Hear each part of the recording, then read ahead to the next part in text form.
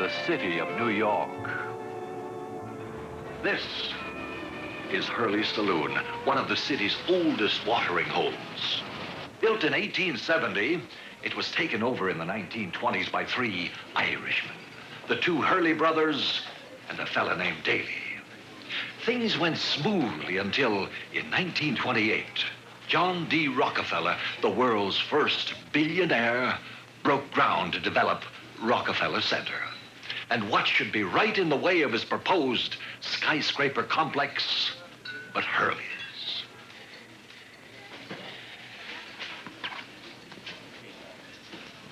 Here's what it looked like. This is Hurley's. While other merchants gave up their leases to the billionaire, the Hurleys dug in their heels. Their strategy was to name a selling price for their leasehold that was so exorbitant that even John D. himself wouldn't swallow it. Even during construction, Rockefeller hoped the Hurleys would give in, but they held firm. Their price, $250,000, incredible in those days. Rockefeller balked, and so Hurley's remains where it has always been. Because of Hurley's, Rockefeller's 70-story skyscraper stands 25 feet further north than planned. Here's to the Hurley brothers and their partner, Mr. Daly. And to all the other feisty New Yorkers who aren't about to sell out the things they love. Not now. Not ever. Brash New Yorkers often boast of having seen everything. But in 1947, this brownstone mansion on Fifth Avenue astounded them.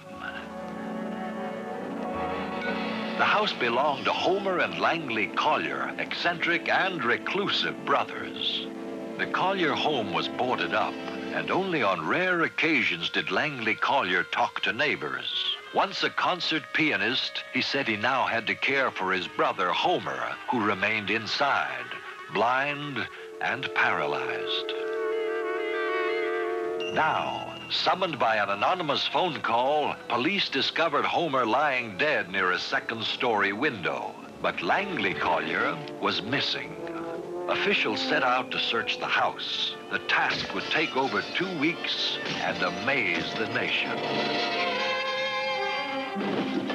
The house was crammed, floor to ceiling, with junk the Collier brothers had hoarded over more than 30 years. Narrow tunnels led through the refuse, and these were guarded by booby traps intended to dump a fatal landslide of junk on an intruder. An entire dismantled automobile, typical of the bizarre objects discovered as the search continued.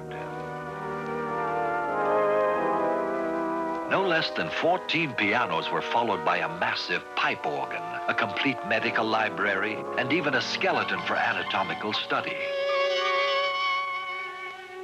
8 cats and hundreds of rats and mice emerged from the 120 tons of refuse, but no trace of Langley Collier had yet been found. At last, a terrible odor led to Langley. He was buried under tons of refuse, a victim of one of his own booby traps. Left alone and helpless, his brother Homer had died of starvation. So, finally, only death could force the Collier brothers to leave their beloved and once elegant mansion. Neglect has led to the abandonment of many homes in the notorious wastelands of the South Bronx. A vicious cycle involving poverty, crime, and delinquent property owners has led to this.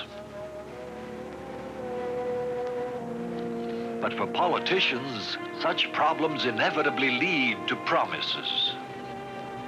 The state and city programs, which in New York are probably the best in the country, combined with federal agency funds, I think can turn this area around.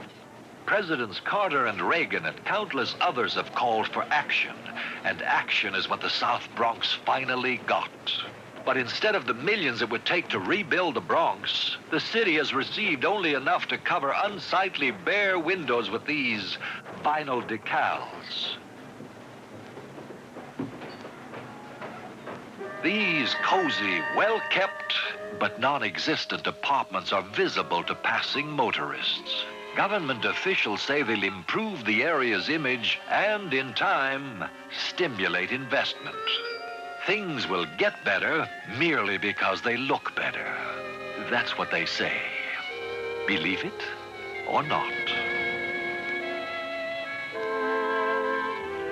This is City Hall in Lower Manhattan, New York City. Seat of government for over 170 years. Being the mayor of New York, or the governor of the state, has always been a political plum. Some have plucked it at their own peril. Near this site, in 1691, New York's governor, Jacob Lessler, was hanged and then drawn and quartered and his head cut off. It was all an unfortunate misunderstanding. 4 years later, a magistrate reversed the sentence. A little too late. But then, nobody has ever claimed that New York was easy to govern. One who tried to make it into a comfortable, almost dainty job was Edward Hyde. Respectfully draped, a painting preserves his achievement. The reason why his portrait, the original of this one, is so proudly displayed at the New York Historical Society was this. Besides being New York's 8th governor, he was also Lord Cornbury, the peculiar and notorious son of Henry, Earl of Clarendon. He was also convinced that he was a look-alike for one of the most prominent members of the English royal family. So, he dressed himself up to make sure that nobody missed what he thought was his remarkable resemblance to England's reigning monarch, his cousin, Queen Anne. This is the governor. Despite makeup and costume, his resemblance to the Queen was less than perfect. His historic position, however, remains secure. For Mr. Edward Hyde, Lord Cornbury, was the first and, presumably, the last governor of New York to dress himself as a woman. Believe it or not. Because of the pull of the moon, the Empire State Building rises and falls about 18 inches every day. Believe it or not.